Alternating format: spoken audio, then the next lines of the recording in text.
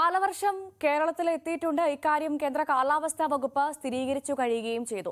വിശദമായി നമുക്ക് വാർത്തകൾ നോക്കാം, മഴ വാർത്തകൾ നോക്കാം. സ്വാഗതം എല്ലാ പ്രേക്ഷകർക്കും സകലമാന കേരളത്തിലേക്ക്. ആദ്യം പ്രധാന വാർത്തകൾ.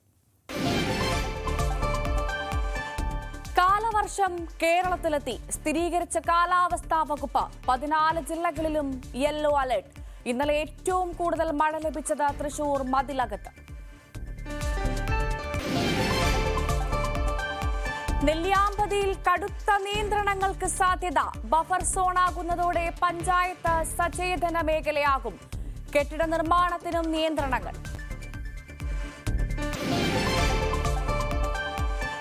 കാസർകോട് സ്വദേശിനിയെ പീഡിപ്പിച്ച ജിം പരിശീലകൻ അറസ്റ്റിൽ. അറസ്റ്റിലായത് കൊടവലം സ്വദേശി കെ സുജിത്. പീഡിപ്പിച്ചത് നഗ്നചിത്രം പ്രചരിപ്പിക്കുമെന്ന് ഭീഷണിപ്പെടുത്തി. കോട്ടരുമ ശല്യത്തിൽ പൊറുതിമുട്ടി മലപ്പുറത്തെ മലയോര മേഖല. വീട് വിട്ടിറങ്ങേണ്ട ഗതികേടിൽ കുടുംബങ്ങൾ.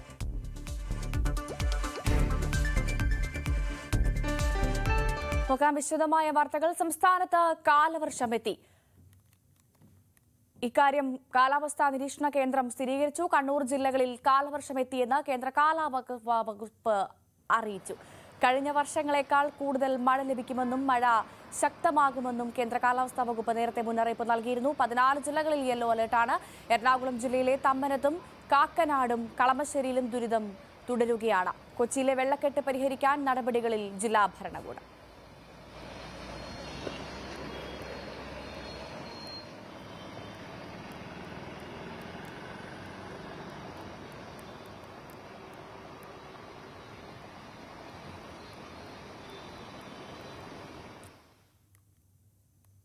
കൊച്ചിയിൽ കനത്ത മഴയാണ്. മഴ കനത്ത സാഹചര്യങ്ങളിൽ വെള്ളക്കെട്ടും രൂക്ഷമാണ്. റിപ്പോർട്ട് കാണാം. ഇന്നലെ വൈകുന്നേരം കൊച്ചി നഗരത്തിലുണ്ടായ വെള്ളക്കെട്ടിൽ വലിയൊരു ദുരിതമാണ് പല കുടുംബങ്ങളെയും ബാധിച്ചിരിക്കുന്നത്. ഇതിൽ ഏറ്റവും കൂടുതൽ വെള്ളക്കെട്ട് അനുഭവപ്പെട്ടത് വീടുകളിലടക്കം വെള്ളം കയറിയത് കാക്കനാട്, കളമശ്ശേരി, തൃക്കാക്കര ഭാഗങ്ങളിലുള്ളവർക്കാണ്.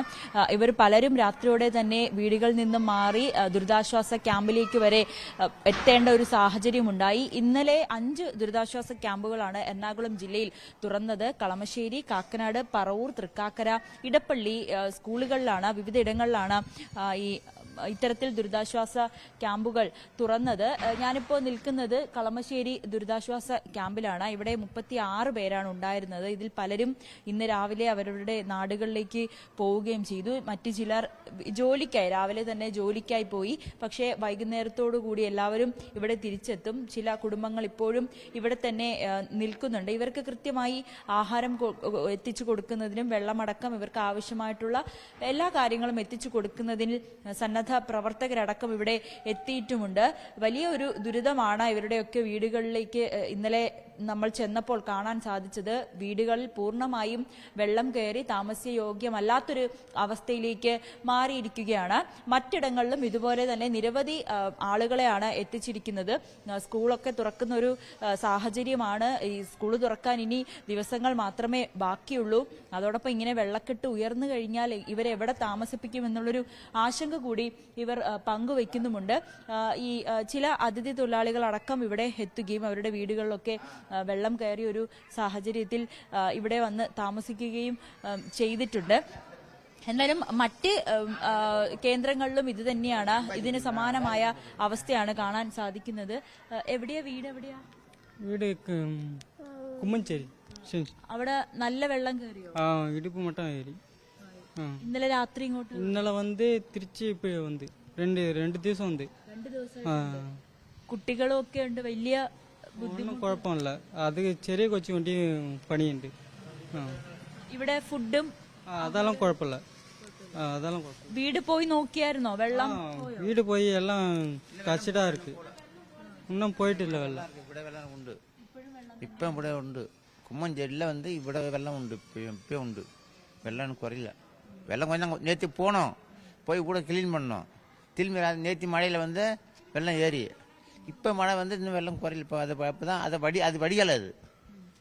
அது வெள்ளம் குறையில. அது അടുത്തുള്ളവരൊക്കെ ഇവിടെ ഇങ്ങോട്ടേക്ക് വന്നു. இப்போ 13 பேர் உண்டு. இப்போ எல்லாம் நோக்க போயிருக்கு. எல்லாம் வரும். இப்போ வரும். ഇവർ പറയുന്നത് ഇവരുടെ വീട്ടിൽ ഇപ്പോഴും വെള്ളം കെട്ടി നിൽക്കുന്ന സാഹചര്യമാണ്, താമസിക്കാൻ കഴിയാത്തൊരു അവസ്ഥയാണ്. കുട്ടികൾ, കൊച്ചു കുഞ്ഞുങ്ങൾ അടക്കമുണ്ട്. എത്ര പ്രായമായി? 4 മാസം. ഇന്നലെ 2 ദിവസമായി ഇവിടെ ഉണ്ടല്ലോ വീട്ടില്. நேத்தி போனோம், வீடெல்லாம் கிளீன் ஆக்கி வீட்டுல இருந்தோம். திரும்பி மழை வந்து இந்த அளவுக்கு வந்துருச்சு. அப்புறம் திரும்பி ஆட்டோ பிடிச்சி அப்புறம் இவிட வந்து அப்புறம் இங்க வந்தோடனே ஃபுட்டு கொடுத்து சாப்பிட்டோம். இன்னும் வெள்ளம் குறையல, வெள்ளம் அப்படியே தான் இருக்குதான் வீட்டுல. எல்லாம் மொத்த சாதனம் எல்லாம் போய் அப்புறம் என்ன இப்ப அம்மா வீடு நோக்க போயிருக்கு. இப்போ வரும், உச்சிக்கு வரும். 2 ദിവസമായി ഇവിടെ കഴിയുകയാണ്. ഇന്നലത്തെ അതിശക്തമായ മഴയിലും അതിനു മുൻപ് ദിവസത്തെ ശക്തമായ മഴയിലും ഒക്കെ വീട്ടില് നല്ല രീതിയിൽ വെള്ളം കയറി താമസിക്കാൻ കഴിയാത്തൊരവസ്ഥയാണ്.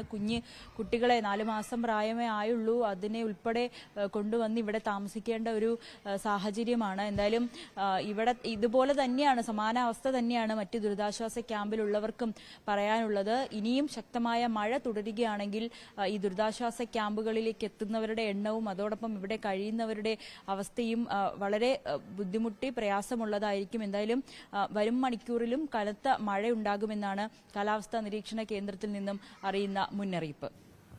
ഏകദേശം 5 ക്യാമ്പുകളാണ് എറണാകുളം ജില്ലയിൽ തുടങ്ങിയതെന്നാണ് നവമി നൽകുന്ന റിപ്പോർട്ടിൽ നിന്ന് മനസ്സിലാക്കുന്നത്. ഇനി മറ്റു വാർത്തകളിലേക്ക് വരുമ്പോൾ, കൊല്ലം കൊട്ടാരക്കരയിൽ പെരുംകുളത്ത് ഉറങ്ങിക്കിടന്നിരുന്ന കുടുംബത്തിന്റെ മുകളിലേക്ക് വീടിന്റെ മേൽക്കൂര തകർന്നു വീണു. 3 പേർക്ക് പരിക്കേറ്റു. തങ്കമണി, പേരക്കുട്ടികളായ ശ്രീനാഥ്, ശ്രീഹരി എന്നിവർക്കാണ് പരിക്കേറ്റത്. കനത്ത മഴയിൽ ഓടിട്ട വീടിന്റെ മേൽക്കൂരകൾ അടർന്ന് തലയിൽ വീഴുകയായിരുന്നു. നിലവിളി കേട്ടെത്തിയ നാട്ടുകാരാണ് 3 പേരെയും രക്ഷപ്പെടുത്തിയത്. കണ്ണൂർ ആലങ്കോട് മണ്ണിടിച്ചിൽ ഭീഷണിയിൽ മലയോര പ്രദേശങ്ങൾ. പെരുമ്പടവ് തളവിൽ കനത്ത മഴയിൽ വീടിന്റെ സംരക്ഷണ ഭിത്തി നിലം പതിച്ചു. പുളിയിലം കുന്നിന്റെ ടോമിയുടെ വീടിന്റെ സംരക്ഷണ ഭിത്തിയാണ് തകർന്നത്. സംരക്ഷണ ഭിത്തി ഇടിഞ്ഞതോടെ വീടും നിലം പൊത്താവുന്ന അവസ്ഥയിലാണ്. സംരക്ഷണ ഭിത്തി പുനർനിർമ്മിക്കാനുള്ള സാമ്പത്തിക സഹായം നൽകാനുള്ള നടപടികൾ അധികൃതരുടെ ഭാഗത്തു നിന്നും ഉണ്ടാകണമെന്നാണ് കുടുംബത്തിന്റെ ആവശ്യം. ഇത് ഇന്നലെ 12-1 മണിക്ക് ഇത്താൻ മഴയ്ക്ക്, വലിയ മഴയ്ക്ക് ഒച്ചയൊന്നും കേട്ടുന്നില്ല. പിള്ളേരെല്ലാം ഇവിടെ ഉണ്ട്. മാറി ഏറ്റു നോക്കുമ്പോണ്ട് കിടക്കുന്നു ഇങ്ങനെ. വലിയ മഴ കഴിഞ്ഞപ്പോൾ അങ്ങനെയാണെന്ന് പറയാൻ പറ്റില്ല. കൂടുതൽ മഴ പെയ്താലും ഇങ്ങോട്ട് കയറി ഇടിയുന്നോ ഒന്നും പറയാൻ പറ്റില്ല. കനത്ത മഴയിൽ പാലക്കാട് തൃത്താല മണ്ഡലത്തിലെ റോഡുകൾ വെള്ളത്തിൽ. പടിഞ്ഞാറങ്ങാടി, തലക്കശ്ശേരി, ആലൂർ, തൃത്താല മേഖലകളിലെ റോഡുകളിലാണ് വെള്ളം കയറിയത്. പ്ലാസ്റ്റിക് മാലിന്യങ്ങൾ ഉൾപ്പെടെ കെട്ടിക്കിടന്ന് കാൽനടയാത്ര പോലും പ്രതിസന്ധിയിലായി. റോഡ് നവീകരണത്തിലെ അശാസ്ത്രീയതയും ആവശ്യത്തിന് ഓവുചാലുകൾ നിർമ്മിക്കാത്തതുമാണ് പ്രശ്നത്തിന് കാരണമെന്ന് നാട്ടുകാർ ആരോപിക്കുന്നു.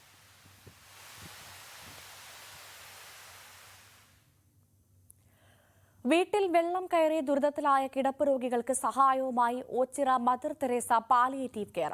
വെള്ളം കയറിയ വീടുകളിൽ നിന്നും കിടപ്പ് രോഗികളെ കസേരയിൽ ഇരുത്തിയും ചുമന്നുമാണ് ദുരിതാശ്വാസ ക്യാമ്പുകളിൽ സുരക്ഷിത കേന്ദ്രങ്ങളിലും എത്തിച്ചത്.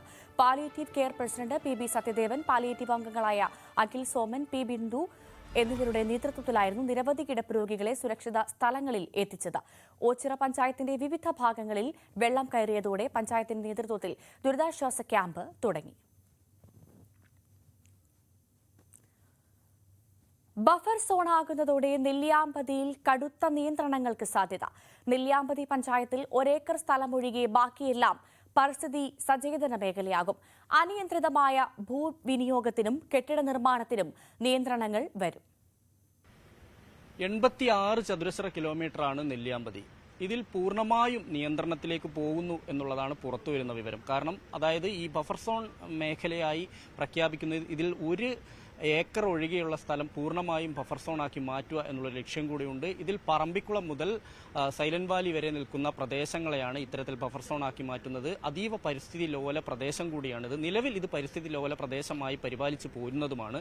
അതുകൊണ്ട് തന്നെ ഈ ബഫർ സോൺ വരുന്നതോടുകൂടി കൂടുതൽ നിയന്ത്രണങ്ങൾ, കടുത്ത നിയന്ത്രണങ്ങളിലേക്ക് പോകുന്നത് തിരിച്ചടിയാവും എന്നൊരു ആശങ്കയാണ് യഥാർത്ഥത്തിൽ കർഷകർക്കുണ്ടാവുന്നത്. എന്നാൽ ആ ആശങ്കയ്ക്ക് അടിസ്ഥാനമില്ല എന്ന് വനം വകുപ്പ് തന്നെ പറയുന്നുണ്ട്. കാരണം നിയന്ത്രണങ്ങൾ കടുപ്പിക്കും എന്നുള്ള കാര്യത്തിൽ സംശയമില്ല. അതിൽ റെഡ് കാറ്റഗറിയിൽ വരുന്ന കെട്ടിട നിർമ്മാണം, അതുപോലെ തന്നെ ക്വാറികൾ എന്നിവയുടെ പ്രവർത്തനത്തിന് നിയമപരമായ അനുമതി ഉണ്ടാവില്ല. അതിന് പൂർണ്ണമായ അർത്ഥത്തിൽ നിരോധനം ഉണ്ടാവുന്ന തരത്തിലായിരിക്കും കാര്യങ്ങൾ. പക്ഷേ നിലവിലെ കെട്ടിടങ്ങൾ നിർമ്മിക്കുന്നതും കെട്ടിടങ്ങളുടെ നിർമ്മാണം, വലിയ ബഹുനില കെട്ടിടങ്ങൾക്ക് ഒരു കാരണവശാലും ഇവിടെ അനുമതി കൊടുക്കുന്നതല്ല. പക്ഷേ ധാരാളം എസ്റ്റേറ്റുകളുണ്ട്, ധാരാളം റിസോർട്ടുകളുണ്ട്, ധാരാളം മറ്റുള്ള നിർമ്മിതികളുണ്ട്. ഇതിനെയൊന്നും നിലവിലെ സാഹചര്യത്തിൽ ബാധിക്കില്ല. ഒപ്പം തന്നെ പ്രകൃതിക്ക് തിരിച്ചടിയാവുന്ന രീതിയിലുള്ള ടൂറിസത്തെ പോലും പോലും അംഗീകരിക്കാൻ ഈ ബഫർ സോണിന് കഴിയില്ല എന്നുള്ളതാണ് എടുത്തു പറയേണ്ട കാര്യം. നമുക്കറിയാം ഏറ്റവും കൂടുതൽ ടൂറിസ്റ്റുകൾ എത്തുന്ന ഒരു പ്രദേശം കൂടിയാണ് ഈ നെല്ലിയാമ്പതി മലനിരകൾ അത്ര മനോഹരമായ ഒരു പ്രദേശം കൂടിയാണ്. പക്ഷേ ഇവിടെ നിയന്ത്രണങ്ങൾ അനിവാര്യമാണ് എന്നുള്ളതാണ് എടുത്തു പറയേണ്ട കാര്യം. കാരണം ഈ മലനിരകൾ സംരക്ഷിക്കപ്പെടേണ്ടതാണ് എന്നുള്ള ഇത് എടുത്തു പറയേണ്ടതാണ്. കാരണം ഈ അട്ടപ്പാടി മുതൽ സൈലന്റ് വാലി മുതൽ പറമ്പിക്കുളം വരെ തുടർച്ചയായുള്ള ഈ മലനിരകൾ പശ്ചിമഘട്ടത്തിലെ ഏറെ പ്രാധാന്യം അർഹിക്കുന്ന സ്ഥലം കൂടിയാണ്. അത് യഥാർത്ഥത്തിൽ ഈ ഒരു എൻവയോൺമെന്റ് ഹോട്ട്സ്പോട്ട് എന്നുള്ള രീതിയിൽ തന്നെയാണ് ഇതിനെ പരിപാലിച്ചു പോകുന്നതും. അതുകൊണ്ട് തന്നെ ഇത് ബഫർ സോൺ ആവുന്നതോടുകൂടി ഇവിടെ ഈ റെഡ് കാറ്റഗറിയിൽ വരുന്ന പ്രവർത്തനങ്ങൾക്ക് മാത്രമായിരിക്കും നിയന്ത്രണം ഉണ്ടാകുക. നിലവിൽ നമുക്കറിയാം ഇവിടെ ഒരു 18ാം നൂറ്റാണ്ടിന്റെ പകുതി മുതൽ തന്നെ ഇവിടെ വലിയ തോതിൽ എസ്റ്റേറ്റുകൾ ഉണ്ടായി വന്നതാണ്. ഈ എസ്റ്റേറ്റുകളുടെ എല്ലാം തന്നെ എസ്റ്റേറ്റുകളുടെ പ്രവർത്തനത്തിന്റെ നിലവിലെ സാഹചര്യത്തിൽ ഈ ബഫർ സോൺ ബാധിക്കില്ല എന്ന് തന്നെ വനം വകുപ്പ് പറയുന്നുണ്ട്. പക്ഷേ ഇവിടെ വലിയ ബഹുനില കെട്ടിടങ്ങൾ, ഈ എസ്റ്റേറ്റുകൾ പലതും ഇതിന്റെ ഒരു 50% പല സ്ഥലങ്ങളിലും 50% ടൂറിസത്തിലേക്ക് പോകുന്നു എന്നുള്ള ഒരു വിവരം കൂടി ഉണ്ട്. കാരണം ഇവിടെ ഈ ടൂറിസത്തിന് വേണ്ടിയിട്ട് ബഹുനില കെട്ടിടങ്ങളോ വലിയ ടൂറിസ്റ്റ് കേന്ദ്രങ്ങൾ ഓഫീസുകളോ അല്ലെങ്കിൽ ഈ വലിയ തോതിലുള്ള ലോഡ്ജുകളുടെ നിർമ്മാണമോ എല്ലാം ഇത്തരം കാര്യങ്ങൾക്കെല്ലാം തന്നെയാണ് നിയന്ത്രണം ഉണ്ടാവുക. നിലവിൽ അവിടുത്തെ കർഷകരെയും സാധാരണ ജനങ്ങളെയും ബാധിക്കില്ല. അവിടെ 5000-ഓളം ആളുകളാണ് നിലവിൽ ഇവിടെ താമസിക്കുന്നത്. അതുകൂടാതെ 5000-ഓളം പുറത്തു നിന്നുള്ള തൊഴിലാളികൾ, അങ്ങനെ 11,000-ഓളം ആളുകൾ മാത്രമുള്ള ഒരു പ്രദേശം കൂടിയാണ് ഇത്. എന്തായാലും കഴിഞ്ഞ ദിവസം ഇതുമായി ബന്ധപ്പെട്ടുകൊണ്ട് ഇവിടെ ബഫർ സോൺ ആക്കുന്നതിനെതിരെ കർഷകർ സർവകക്ഷി യോഗം ചേർന്ന് ഇത് ഒരിക്കലും അനുവദിക്കാൻ കഴിയില്ല, നിലവിലെ സാഹചര്യത്തിൽ ഈ മാപ്പിൽ മാറ്റം വരുത്തണമെന്നാണ് ആവശ്യപ്പെടുന്നത്. പക്ഷേ വനം വകുപ്പ് പറയുന്നത് നിലവിൽ അതീവ പരിസ്ഥിതി ലോല പ്രദേശമായതുകൊണ്ട് തന്നെ ഇത് ബഫർ സോണിൽ വരണമെന്നാണ് പറയുന്നത്. എന്തായാലും വരും ദിവസം ഈ ബഫർ സോൺ കൂടുതൽ പ്രാവർത്തികമായാൽ മാത്രമായിരിക്കും നമുക്ക് നിയന്ത്രണങ്ങൾ ഏത് തരത്തിലേക്ക് പോകും എന്നുള്ളത് അറിയാൻ കഴിയുകയുള്ളൂ. S Vinesh Kumar, news 18, Palakkad. ഇപ്പോൾ മന്ത്രി എം പി രാജേഷിന്റെ രാജി ആവശ്യപ്പെട്ടുകൊണ്ട് പാലക്കാട് കളക്ടറേറ്റിലേക്ക് യൂത്ത് കോൺഗ്രസിന്റെ മാർച്ച് തത്സമയം.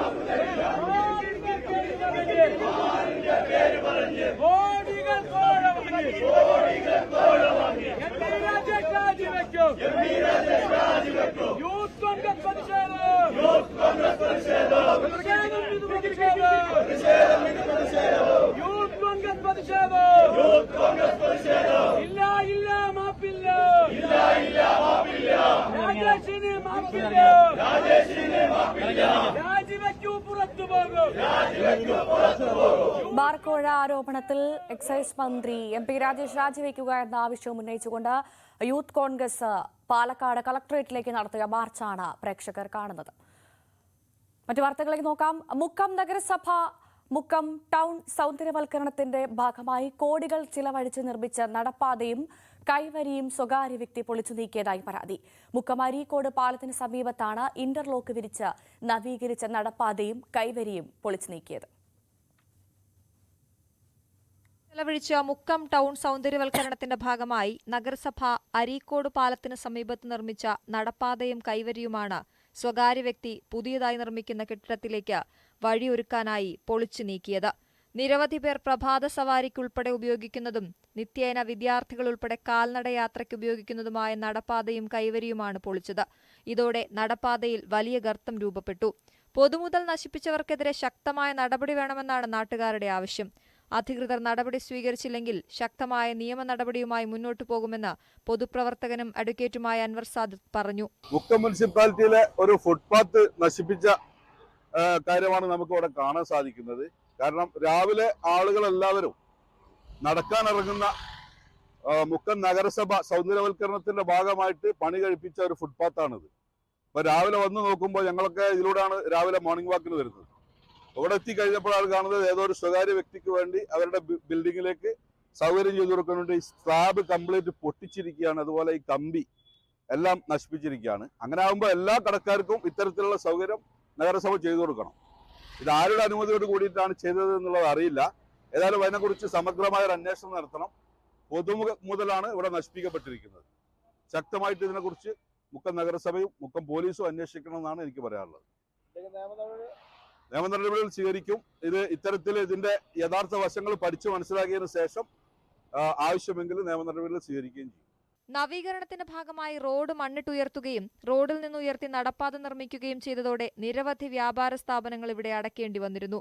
എന്നിട്ടും പൊളിച്ചുമാറ്റാൻ തയ്യാറാകാത്ത നടപ്പാതയാണ് ഇപ്പോൾ ഒരു സ്വകാര്യ വ്യക്തിയുടെ കെട്ടിടത്തിന് വഴിയൊരുക്കാൻ പൊളിച്ചു നീക്കിയത്. ഇതിലും വലിയ പ്രതിഷേധത്തിന് ഇടയാക്കിയിട്ടുണ്ട്. ന്യൂസ് 18 മുക്കം. പാലക്കാട് ആനക്കരയിൽ ഗതാഗത യോഗ്യമല്ലാതെ തകർന്നു തരിപ്പണമായി കിടന്നിരുന്ന പള്ളിപ്പടി മേലേഴിയം റോഡ് നിർമ്മാണം ആരംഭിച്ചു. ഹൈവേ നിർമ്മാണത്തിനായുള്ള മണ്ണ് കയറ്റിയ വലിയ വാഹനങ്ങൾ പോലെയാണ് റോഡ് പാട തകർന്നത്. അതിനാൽ കരാർ കമ്പനിയുടെ ചെലവിലാണ് റോഡ് നവീകരിക്കുന്നത്.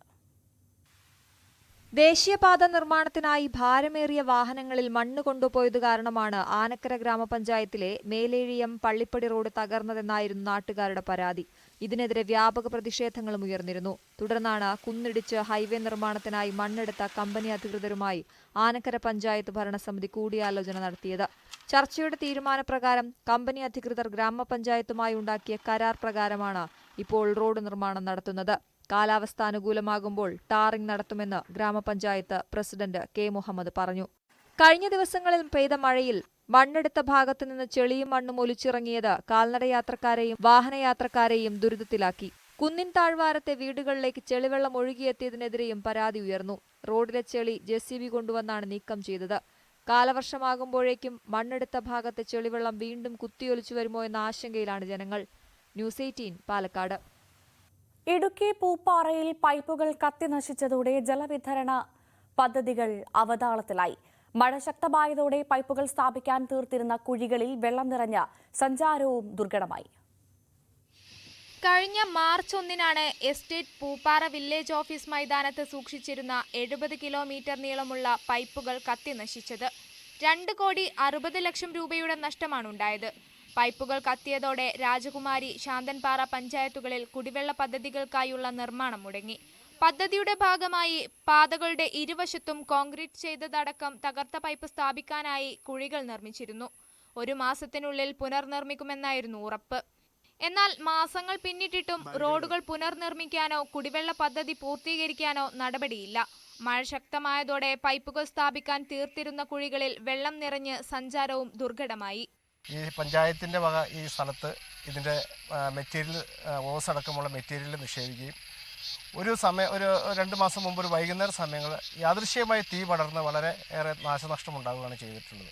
ഏതാണ്ട് അവരുടെ കണക്കും പ്രകാരം ഒരു 3 കോടി രൂപയോടുള്ള ഓസുകൾ ഇവിടെ കത്തി നശിച്ചിട്ടുണ്ട്. ബഹുമാനപ്പെട്ട കളക്ടർ അടക്കം RDO അടക്കമുള്ള ആളുകൾ ഈ സ്ഥലം വന്ന് സന്ദർശിച്ച് ഇതിൻ്റെ കൃത്യമായിട്ടുള്ള അന്വേഷണം നടത്തി ഇതിനകത്ത് എന്താണ് സംഭവിച്ചതെന്നുള്ളതും അതിൻ്റെ തുടർ നടപടികൾ സ്വീകരിക്കാമെന്ന് നിർദ്ദേശിച്ചിട്ട് പോയിട്ടുള്ളതാണ്. എന്നാൽ അതിനുശേഷം ഇത് എങ്ങനെയാണ് ഇവിടെ കത്ത് പിടിച്ചതെന്നും ഇവിടെ നാശനഷ്ടം ഉണ്ടായതെന്നുള്ള ഒരു അന്വേഷണ റിപ്പോർട്ട് പോലീസിൻ്റെ ഭാഗത്തുനിന്നും പോയിട്ടില്ല എന്നുള്ളതാണ് അറിയാൻ സാധിച്ചിട്ടുള്ളത്. അതുകൊണ്ടാണ് ഇപ്പോൾ ഈ പദ്ധതി ആകെ അവതാളത്തിലായി കിടക്കുകയാണ്. കാരണം വെച്ചാൽ ഇതിന് നിലവിൽ പണിതിരിക്കുന്ന ഫണ്ട് അലോട്ട്മെൻറ്റ് ചെയ്യാൻ ഗവൺമെൻറ് തയ്യാറായിട്ടില്ല. കാരണം എങ്ങനെയാണിത് നശിച്ചുപോയെന്നുള്ളൊരു അന്വേഷണ റിപ്പോർട്ട്, കത്ത് പിടിച്ചത് എങ്ങനെയാണെന്ന് അന്വേഷണ റിപ്പോർട്ട് കൃത്യമായ സമയത്ത് പോലീസിൻ്റെ ഭാഗത്തുനിന്ന് കൊടുക്കാത്തതിൻ്റെ സാഹചര്യത്തിൽ അതിൻ്റെ ഫണ്ട് അലോട്ട്മെൻറ്റ് സാധിക്കാത്തതിനാൽ കമ്പനി ഇപ്പോൾ പൂർണ്ണമായിട്ടും ഈ പദ്ധതി നിർത്തലാക്കിയിരിക്കുകയാണ്. ഈ റോഡ് കുടിവെള്ള പദ്ധതിയുടെ ഭാഗമായിട്ട് വെട്ടിപ്പൊളിച്ചതാണ്. ഇതുവരെ ശുദ്ധമായി കുടിവെള്ളവും ഇല്ല, റോഡ് നന്നാക്കി തന്നിട്ടില്ല. 1 മാസത്തിനുള്ളിൽ ഈ റോഡ് നന്നാക്കി തന്നേക്കാമെന്ന് പറഞ്ഞാണ് ഇത് വെട്ടിപ്പൊളിച്ചത്. ഇപ്പോൾ ഈ വഴിക്കോടെ നടക്കാനും വണ്ടികൾ പോകാനും ഭയങ്കര പ്രയാസമാണ്. ജലജീവൻ പദ്ധതിയുടെ പരിപാടികളെല്ലാം മുടങ്ങിക്കിടക്കാം. ഞങ്ങളുടെ റോഡ് മൊത്തം വെട്ടിപ്പൊളിച്ച് എല്ലാ വീട്ടിലേക്കും കണക്ഷൻ കൊടുത്തതെല്ലാം പൊളിച്ചത് കോൺക്രീറ്റിൻ്റെ ഇതെല്ലാം നഷ്ടപ്പെട്ട് കിടക്കുക. വണ്ടിയും വരികയില്ല, ഒന്നും വരികയില്ല. വലിയ വണ്ടിക്ക് ഇവിടെ ലോഡ് വന്നുകൊണ്ടിരുന്നതാണ്, ഇപ്പോൾ ഒന്നും വരത്തില്ല. ഇപ്പോൾ ഏതായാലും ഭയങ്കര കഷ്ടമാണ്. റോഡിൽ കൂടെ ഇറങ്ങി വരാനോ വലിയ വണ്ടികൾ വരാനോ ഒന്നും പറ്റുകയില്ല. പൈപ്പുകൾക്ക് ഇൻഷുറൻസ് പരിരക്ഷ ഉണ്ടായിരുന്നില്ല. പോലീസിന്റെ അന്വേഷണ റിപ്പോർട്ട് ലഭിച്ചെങ്കിൽ മാത്രമേ നഷ്ടം ആരാണ് വഹിക്കേണ്ടതെന്നതിൽ തീരുമാനമുണ്ടാകൂ എന്നാണ് ജലവിഭവ വകുപ്പിന്റെ വിശദീകരണം. നിലവിൽ ശാന്തൻപാറ, രാജകുമാരി പഞ്ചായത്തുകളിലെ ജലജീവൻ മിഷന്റെ എല്ലാ പദ്ധതികളും നിർത്തിവച്ചിരിക്കുകയാണ്. നിലവിലെ സാഹചര്യം തുടർന്നാൽ കുടിവെള്ള പദ്ധതിക്കൊപ്പം ഗ്രാമീണ പാതകളും നശിക്കുമെന്നാണ് നാട്ടുകാരുടെ ആശങ്ക. ന്യൂസ് 18 ഇടുക്കി. തിരിച്ചെത്താം ഇടവേളയ്ക്ക് ശേഷം.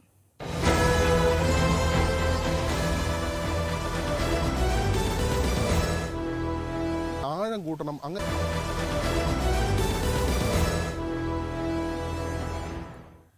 മലപ്പുറം ജില്ലയിലെ മലയോര മേഖലയിൽ കോട്ടൊരുമ ശല്യം രൂക്ഷം.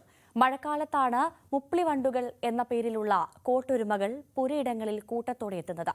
ശല്യം രൂക്ഷമായതോടെ വീട് വിട്ടിറങ്ങേണ്ട അവസ്ഥയിലാണ് കുടുംബങ്ങൾ.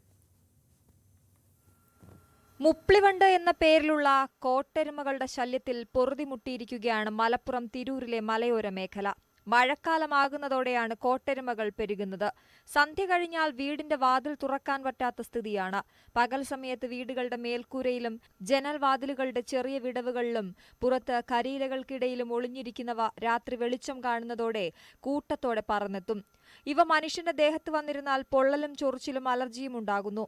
ഉറങ്ങിക്കിടക്കുമ്പോൾ ചെവിയിലും മൂക്കിലും കയറുന്നത് പതിവാണ്. ഇവയുടെ രൂക്ഷഗന്ധം അസഹനീയമാണ്. വേനൽ മഴ പെയ്യുന്നതോടെയാണ് പ്രജനനകാലം ആരംഭിക്കുന്നത്. കോട്ടൊരുമകളുടെ ശല്യം കാരണം വീട് വിട്ടിറങ്ങേണ്ട അവസ്ഥയിലാണ് കുടുംബങ്ങൾ. കോട്ടൊരുമ ഈ നമ്മുടെ അടക്കാക്കുണ്ട് പ്രദേശത്ത്, അതുപോലെ ചെങ്കോട് പ്രദേശത്തൊക്കെ ചില തിരഞ്ഞെടുത്ത വീടുകളിൽ ഇത് വളരെ കൂടുതൽ വരുന്നുണ്ട്. അത് അവരേത് കാറ്റഗറി വെച്ചാൽ തിരഞ്ഞെടുക്കുകയെന്ന് അറിയില്ല.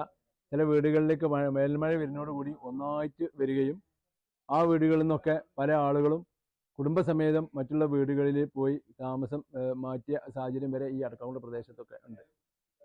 ഇതിന് എന്ത് പ്രതിവിധിയാണ് കാണുക എന്ന് ഇന്നേ വരെ നമുക്കൊന്നും മനസ്സിലായിട്ടില്ല. പുല്ലങ്കോട് പ്രദേശത്തിൽ, അതുപോലെ നമ്മുടെ കാളികാവ് ബസാർ സ്കൂള്, മറ്റുള്ള സ്കൂളുകൾ, ഇതിനകത്തൊക്കെ കോട്ടൊരുമ ശല്യം വളരെയധികം പ്രയാസപ്പെടുത്തുന്നതാണ്.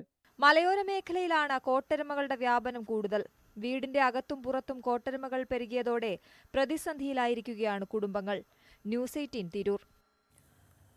കാസർഗോഡ് സ്വദേശിനിയായ യുവതിയെ മംഗളൂരുവിലെ ഹോട്ടലിൽ വെച്ച് പീഡനത്തിനിരയാക്കിയ കാഞ്ഞങ്ങാട്ടെ ജിം പരിശീലകൻ അറസ്റ്റിൽ. പുല്ലൂർ കൊടവലം സ്വദേശി കെ സുജിത്തിനെയാണ് മംഗളൂരു ഈസ്റ്റ് പോലീസ് അറസ്റ്റ് ചെയ്തത്. ഇടുക്കി മൂന്നാറിൽ വീണ്ടും കടുവയുടെ ആക്രമണം. കടലാർ വെസ്റ്റ് ഡിവിഷനിൽ കടുവയുടെ ആക്രമണത്തിൽ പശു ചത്തു. കടലാർ സ്വദേശി സ്റ്റീഫന്റെ പശുവാണ് ചത്തത്.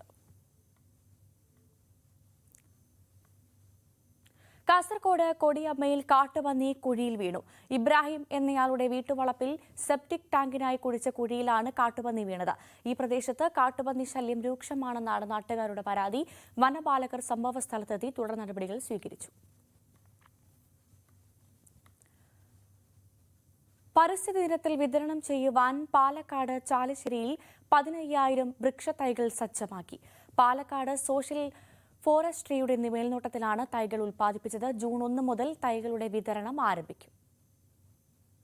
സംസ്ഥാന സർക്കാരിന്റെ ഹരിത കേരളം പദ്ധതിയുടെ ഭാഗമായി 15,000 വൃക്ഷത്തൈകളാണ് ചാലിശ്ശേരി നഴ്സറിയിൽ തയ്യാറാക്കിയത്. പരിസ്ഥിതി ദിനത്തിൽ വിതരണം ചെയ്യാനാണ് തൈകൾ സജ്ജമാക്കിയിരിക്കുന്നത്. പാലക്കാട് സോഷ്യൽ ഫോറസ്ട്രിയുടെ മേൽനോട്ടത്തിലാണ് വൃക്ഷത്തൈകൾ പരിപാലിക്കുന്നതും വിതരണം ചെയ്യുന്നതും. വിത്തിട്ട് മുളപ്പിച്ചതിന് ശേഷം മണ്ണ് നിറച്ച കവറുകളിലാക്കിയാണ് തൈകൾ ഒരുക്കിയിരിക്കുന്നത്. വിത്തിടൽ മുതൽ 5 മാസത്തെ പരിപാലനത്തിന് ശേഷമാണ് വിതരണം ചെയ്യുന്നത്.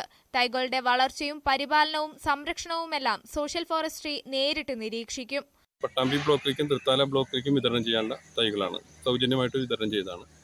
അത് ക്ലബ്ബുകൾ, മതസ്ഥാപനങ്ങൾ, സ്കൂളുകൾ തുടങ്ങി അവരുടെ ആവശ്യപ്രകാരം, അവരുടെ അപേക്ഷ പ്രകാരമാണ് തൈ വിതരണം ചെയ്യുന്നത്. ഇവിടെ നമ്മൾ 2 വിധത്തിലുള്ള തൈ ഉണ്ടാക്കിയിട്ടുണ്ട്. സ്ക്വയർ ട്യൂബിൽ 7,500, പോളിബാഗിൽ 7,500 അടക്കം 15,000 തൈയാണ് നമ്മൾ ഉണ്ടാക്കിയിരിക്കുന്നത്. അതിൽ നെല്ലി, ചന്ദനം, കൂവളം, പേര, മഞ്ചാടി തുടങ്ങി 15ഓളം ഉള്ള സ്ഥലങ്ങൾ മരങ്ങളുടെ തൈകൾ ഇവിടെ ഉണ്ടാക്കിയിട്ടുണ്ട്.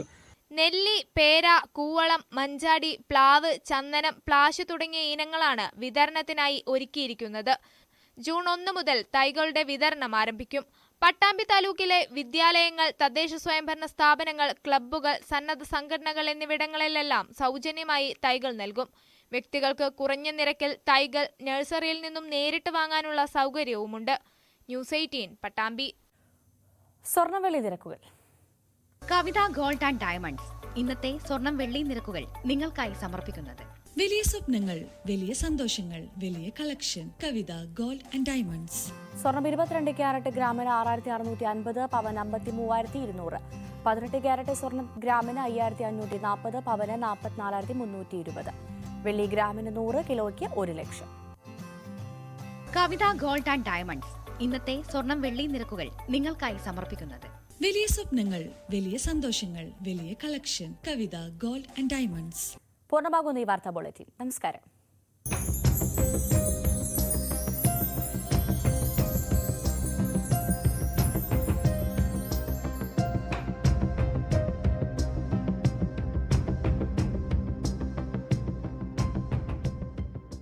ഇന്നലെ പെയ്ത ദൃശ്യങ്ങൾ, അതോടൊപ്പം ഇപ്പോൾ വിനോദ് തത്സമയം കാണിച്ചുകൊണ്ടിരിക്കുന്നു.